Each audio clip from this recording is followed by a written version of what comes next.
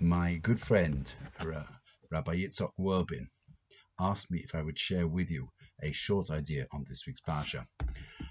One of the less studied sections is right near the end, and it says as follows: and the son of an Israelite woman went out, and he was the son of an Egyptian man. He has a quarrel, and the result is that he blasphemes, curses, using God's name. This is something that he's going to be killed for. He's going to be executed. And what brought him to do something like this? And Rashi explains. Rashi says, what's it mean he went out? Where did he go out from? And Rashi says, in one of the explanations, that he went out from the court of Moses.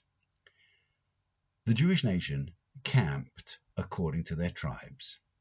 Now, this man was the son of an Egyptian father and a Jewish mother. And he came to camp with the tribe of his mother, the tribe of Dan. His father was an Egyptian, didn't belong to a tribe. So the only tribe that he could camp with was the tribe of Dan. The tribe of Dan, however, said, you can't camp with us. It's according to the fathers. You don't have a right to camp with us. The case came to Moses, and Moses agreed with the tribe of Dan. Where was he meant to camp? Somewhere else. There were other converts, non-Jews, who had exited with the Jewish nation. But he felt rejected, and his whole social standing crumbled. And when that happened, he was traumatized. And the result was that it brought him to curse. His whole equilibrium had been shattered. For me, as an educator, I think the lesson is crucial. And I've seen this with so many young men and women that I've come into contact with. Many of them perhaps have been expelled from the school they're in. And the result has been disastrous.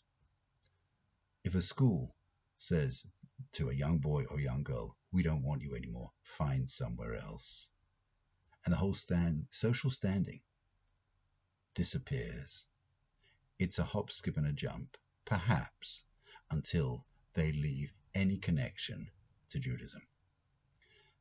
I believe that a principal of a school has to think twice and 3 times and perhaps 10 times before telling a student, we don't want you.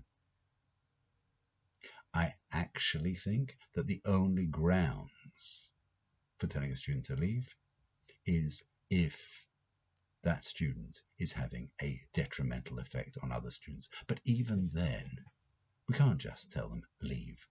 We have to help them find somewhere else. Just to say, we don't want you. The result is going to be just as it was here with this man who just lost all self-confidence, self-belief, social standing, and it brought him to do the most horrific things. I think our schools have to take way more responsibility. We can't just tell students, we don't want you anymore. For me, this is a powerful lesson. Hopefully it's one that I'm, as an educator, going to try and take on board. I think it's worth all of us thinking, are we rejecting people, whether it's in an education institution, is it in community, to make somebody feel that I'm just not wanted and I'm rejected is a shocking thing to do. Especially in this period of Sfiras HaOmer, where we're meant to show respect for other people. I think it's a very valuable lesson. If all's well, we should make our communities understanding and try as much as possible to be inclusive. Shabbat Shalom.